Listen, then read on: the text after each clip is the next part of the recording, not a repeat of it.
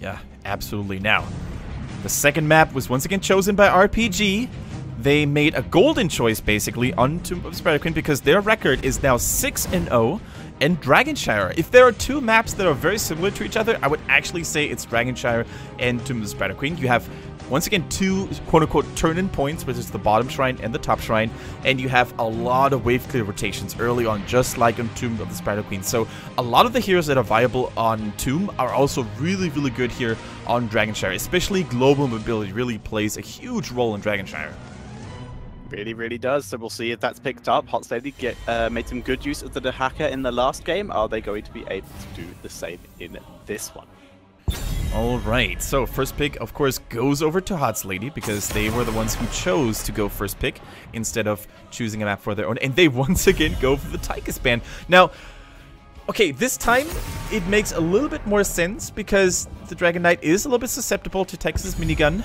So it's like a gap closer though. It's just a gap filler because they wanted to once again go for Malthael or the likes. They want to make sure that they get at least one of the super strong heroes in the current meta, and they go for Uther this time around. No Malthael. Yeah, Uther as the first pick. Very cool to see. I don't know if that's because they just wanted the Uther because it was so difficult to deal with last time. Those Divine Shields were so scary. Or whether they just don't think Malthael works as well in this map because there's less full team fights and more rotations. We will see. Now, let's see. Are RPG going to pick up here another Zeratul comp? I would definitely love to see it because, you know, it worked in the previous game. Zeratul is really, really good on this map too. He can set up deadly ganks in the early game, rotating to various lanes. He has huge VP potential. He can really stall out a couple of team fights, especially when the Dragon Knight is pushing against you. And of course, Jicken is just a god on this hero. Let's not forget about personal comfort here as well. I know you actually said deadly ganks, but I misheard it as a Ned Flanders impression. Diddly do ganks. Diddly gankerino. We see two heroes that were picked up by RPG last time. That's Li Ming and the Stitches. So Wang got that Stitches, and the Li Ming likely going over to Loktar. I like it. Yeah, I like it. So basically the Stitches, we all saw what Wang was capable of doing on that beautiful hero. The hooks were on point. I'm pretty sure he's not lost of ability to hook from one game to the other. And of course, securing that early Li Ming. I mean, they basically expect HOTSLADY to once again go for the Anu because it makes a lot of sense. You have stuns galore with securing Uther first. And once again, that cocoon can be so annoying, especially when you're planning on picking that Stitches with a Gorge playstyle, right? So you want to make sure to have the strongest anti-cocoon talent in the game, and that is of course the Disintegrate. So I really, really like the battle plan coming into the second map by RPG already. As do I. Looks good already. HOTSLADY, could this be more of a traditional style? Picking up the Valor, we could see Tassadar, Zarya, Medivh, Ariel. There we go. The double support coming back. Yeah, there we go. That's the classic double support and probably one of the most frightening looking variations of it because Ariel has everything an AoE support needs. Strong crowd control, strong disengage, and of course strong AoE healings with her W. Now, to complement that AoE sustainy type of healing, you have Uther, who can also take care of Ariel should she be the one to get focused down. He is that single target protection with armor, divine shield if he desires to go that route. And those two supports in general just complement each other so well. And it's going to be extremely hard for RPG to kill anyone if those two supports are on point. D.Va being hovered over, then switching it up to Zeratul. Now both would work here. D.Va a bit less so, I would argue, unless they are going for a double tank, which would be fine. Actually, I don't know. I'd argue the Zeratul is probably a little bit less efficient here. I would agree so. The Anubrak ban, yeah, that makes a lot of sense. Holy cow.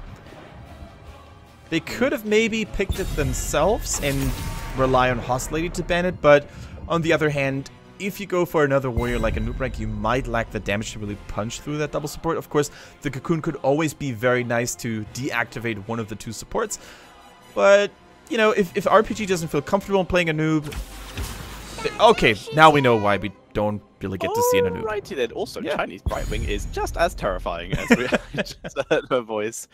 But yeah, an Illidan coming in. People are still getting tilted by the way I pronounce it. I don't care.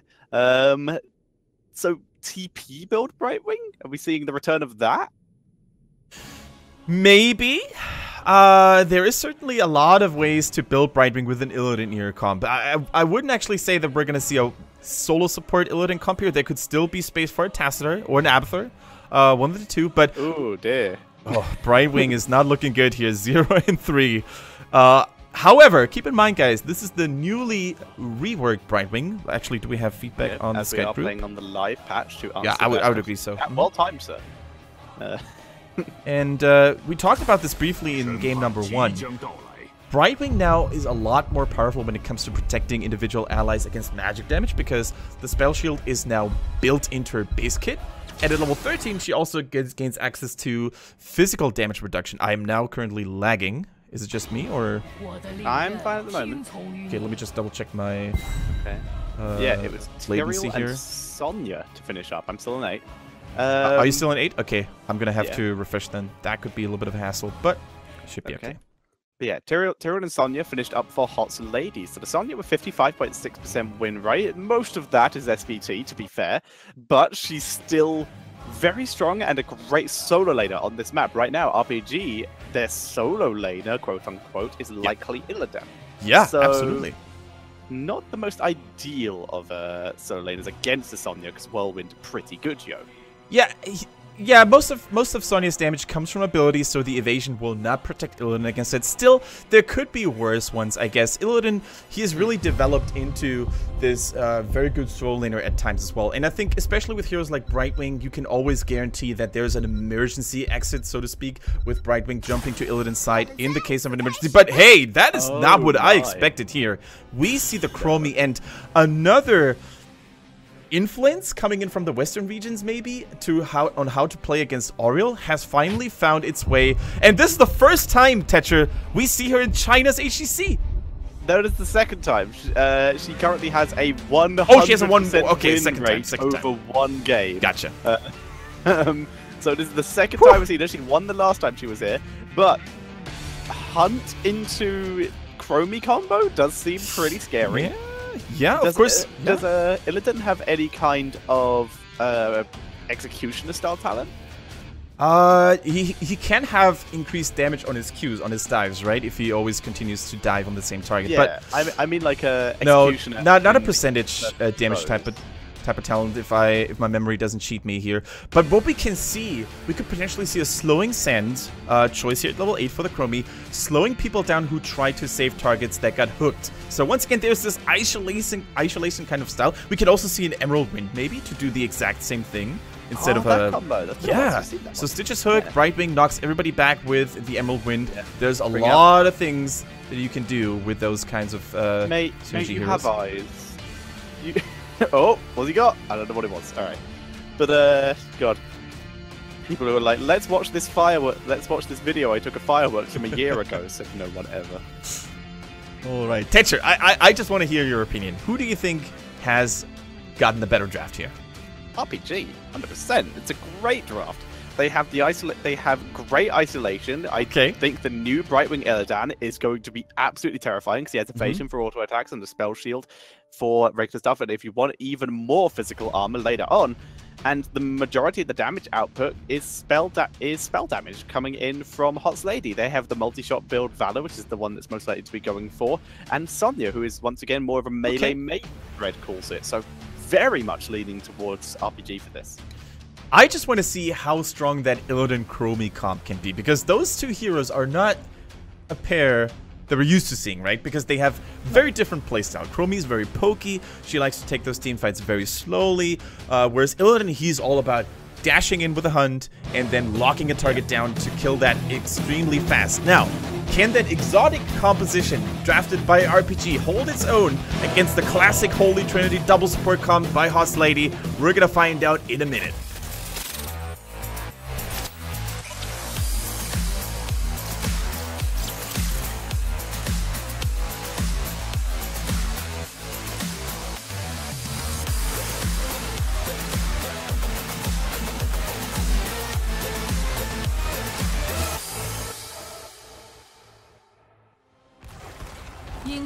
Alright, ladies and gentlemen, welcome to the Dragon Shire. Game number 2 of our 2-game set series. And spawning on the left, it is RPG with Chicken on Illidan, Wang on Stitches, Sa on Brightwing, Infinity on Li Ming, and Lokta on Chromie.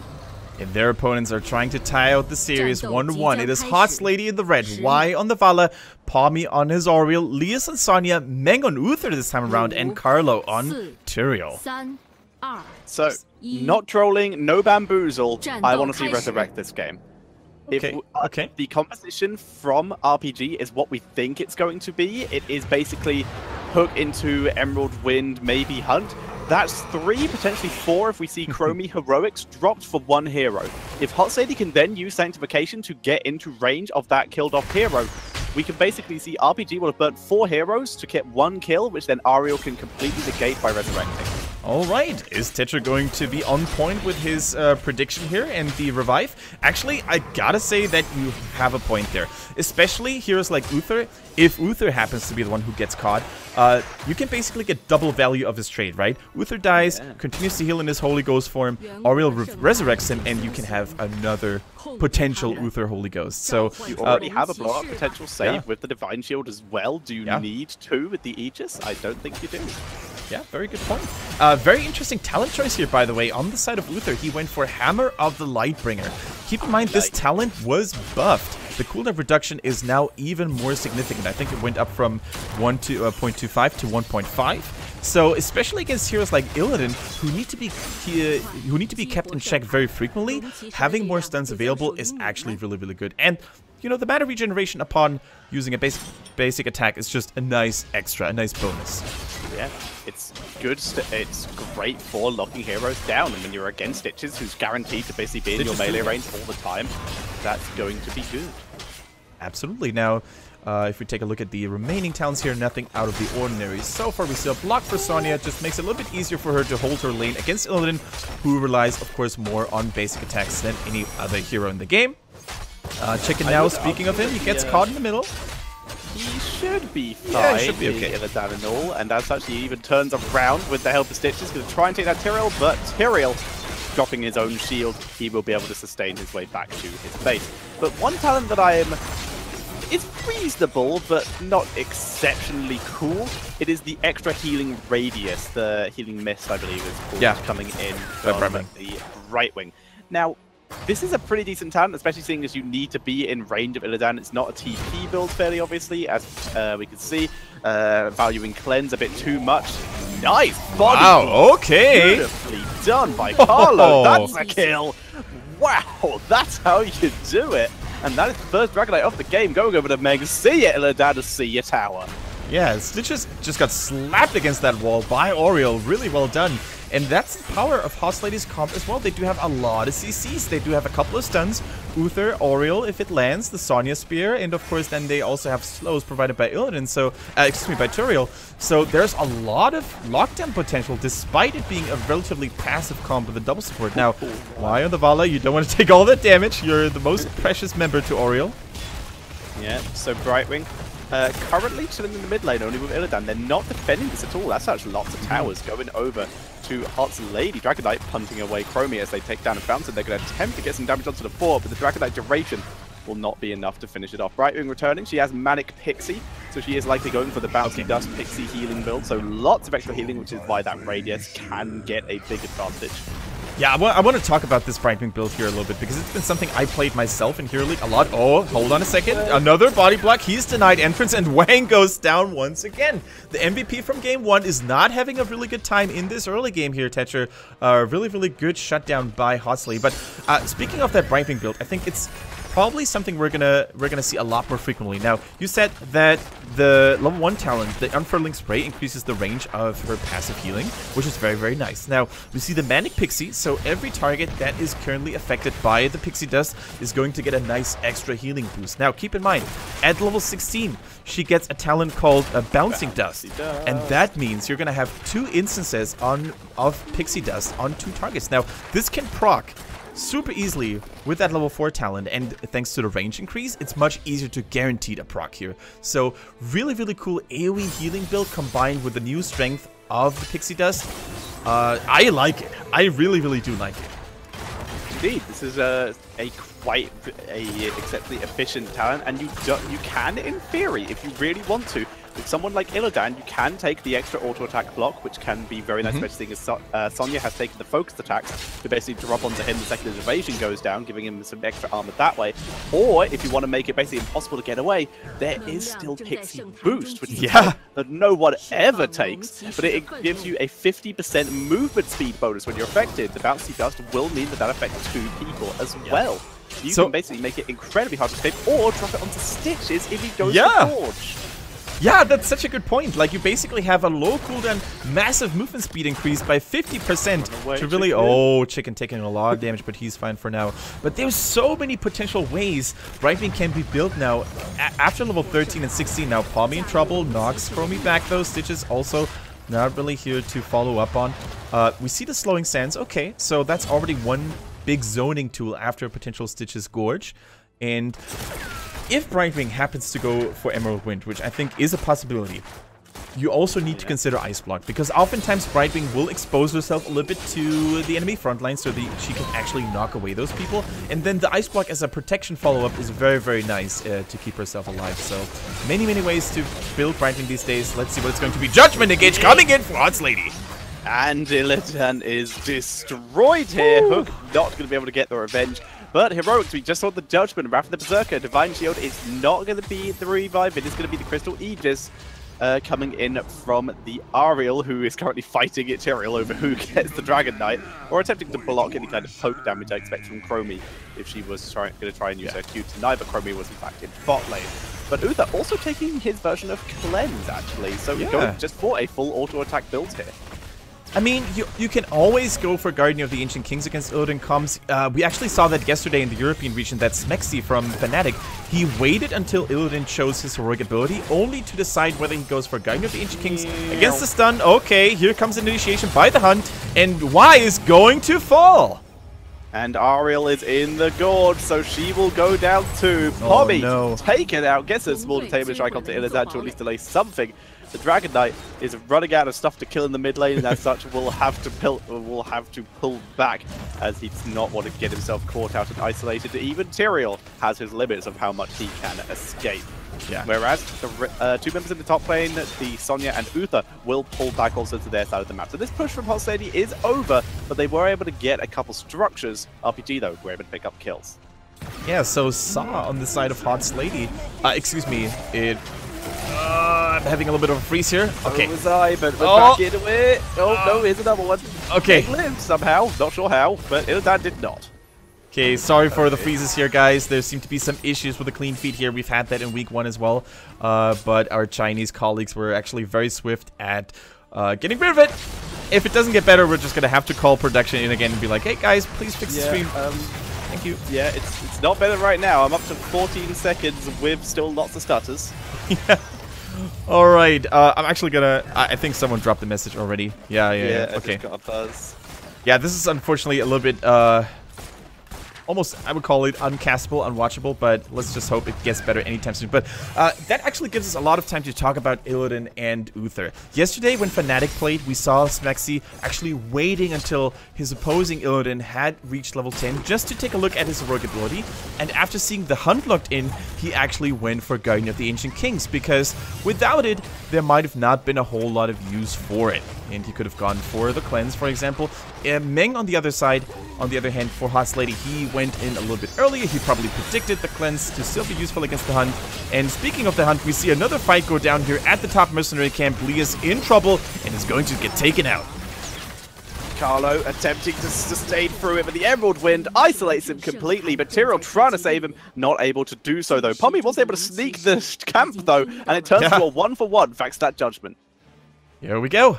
Good trade in favor of RPG. Can they stabilize? I think they can. For now, they also caught up in terms of experience, which means they also have access to the level 13 talents. And let me actually double check. That is the Shield Dust. There we go.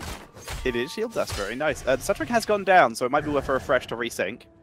I'm refreshing now. Let me just double check. I am still sitting at 8 seconds. I jumped up quite a bit. I'm just refreshing now. I am back to 8. Awesome. Very nice. We are back at ladies and gentlemen. As we see HOTSLADY clearing out the minions in the bottom lane, just making sure that they are not under too much pressure, as they're still ahead. They're just trying to hold their lead without getting burst down or picked off. Here we go. Now, what are we going to see here? We see the Crystal Aegis protecting Y from the hunt. He falls very, very low, and he makes it out alive. Great save here by HOTSLADY's Meng and Pommy as well. We engage. Oh my goodness. Oh my goodness. Justice! Coming in, almost got him. There's the hook, turning it round though, and Carlo not able to chase through. No sacrification to save this, and Pommy will get destroyed here. Nice timing from RPG in basically all aspects. Very nice trap placement. They pick up Uther as well, and that is just a beautiful set of moves and very close. The bouncing hunting arrow actually kills off Illidan. Y will barely survive thanks to Gloom. Yeah, Meng's spirit also helping out tremendously here to keep Vala alive, but another Dragon Knight goes into the hands of HOTSLADY, and they seem to have this motto here in the game, trading hero lives for map objective value, and so far they're doing a pretty good job still maintaining a nice XP lead, because they ended up killing Illidan in the process as well. So a 2-for-1 trade plus the Dragon Knight in your team's favor, that is a trade I would do all day, every day. Now, Lias on the Dragon Knight gets a lot of damage done onto the bottom fort, and that basically opens up all the lanes to really attack those keeps with future Dragon Knights. I gotta say though, man, that Chromie really proves to be quite the problem. She also took the timeout, I believe. That is timeout, and it is the buffing of her own damage. There we go. Because if you can time it after Aegis, which is very easy to do because it can't be cancelled early, then you can get crazy value and crazy damage onto that one target. You basically force the Aegis with the Illidan hunt, and then you just follow up with Chromie damage, and they feel like they're having a solid, terrible day. Alright, now 16 for Brightwing is going to be my personal highlight of the game, because I really want to see if the times of the double Pixie Dust have arrived. Are we going to see Bouncy Dust? Double physical armor. They're all in on this build right now. Here we go! Like it. There it is. The bounciest of dust. I like it. So keep in mind that there's strong synergy now, and unfortunately we experience a couple of more freezes here. Judgment comes in. Trying to isolate Li Ming, prevent that follow-up damage. Divine Shield, keep Ufa alive after that gorge as Wang pulls back, but Brightwing has been killed off after being isolated. Yeah, she was isolated. She probably couldn't use the Emerald Wind. I think she got interrupted, because there is a couple of interrupts here. The stun from Sonya, Uther, the knockback by Oriel. It has a really long wind-up animation, I want to call it. It needs 1 second until it activates, and if you interrupt Brightwing during that process, she's going to have a 10-second cooldown on the Emerald Wind, so there was something going wrong with her here, not really being able to disengage, and Infinity goes down. And speaking of things going wrong, this might be the nail in the coffin for RPG here. Only Illidan, only Chicken left alive. It's Chicken versus 5 heroes. He needs to hunt in to have any hope. Brightwing will be alive as well. She can Emerald Wind. The hunt is used. Brightwing, Emerald Wind is trying to teleport to Chicken, but it's deep a disaster there. Oh, and that is GG. HOTSLADY takes game number 2, and this is going to end the series in a 1-1. Sad moments if you're a Brightwing fan. The hero continues to disappoint in China. She is now 0-4. 0% win ratio here, but RPG, they wanted a little bit too much maybe here. The team comp looked solid on paper, but there were too many factors that needed to be executed perfectly. Only one slip up, one missed Emerald Wind, for example, one missed Chromie combo, and all of a sudden your team was in trouble. And the team comp, the classic Holy Trinity by HOTSLADY, was just so much safer to play. They had all the defensive tools they needed, and as a result, I think it is a very well-earned 1-1 tie. Both teams take home 1 point. Yeah, beautiful comeback by HOTSLADY. They were ahead for a lot of that game, but RPG got killed off there. Hello, mister. Just random standing up, man. But very nicely played there by HOTSLADY. Like you said, they were able to play around that great isolation comp. With the huge protection they did, it worked well. And even with the insane combo that RPG had for just picking off people, for punishing the Aegis, for punishing any kind of engagement, you can't do that much if one of those tools gets blown up. It really needs every tool to be alive. And in this case, we saw Brightwing get blown up super early, and then Sonya was just able to engage hard and get those kills. And that's sometimes why you need to take Ice Block at level 13. Especially if you go for that slightly more aggressive playstyle with that Emerald Wind. You don't have the panic button with a Blink Heal that gets you out of trouble if you're getting focused. Sometimes you just need to go for the Ice Block. I think the Brightwing build was fine. It was just a little bit too risky against what Team HOTSLADY had, especially in that last team fight. And I also gotta criticize RPG a little bit on that map because they lost every single Dragon Knight. They always seem to prioritize hero kills over playing the map, and since Heroes of the Storm is sometimes more an objective-based game than just a brawler and getting kills game, they really had to feel the consequences and the repercussions here, and I think it was just a well-deserved win for HOTSLADY, who played the map a little bit smarter overall.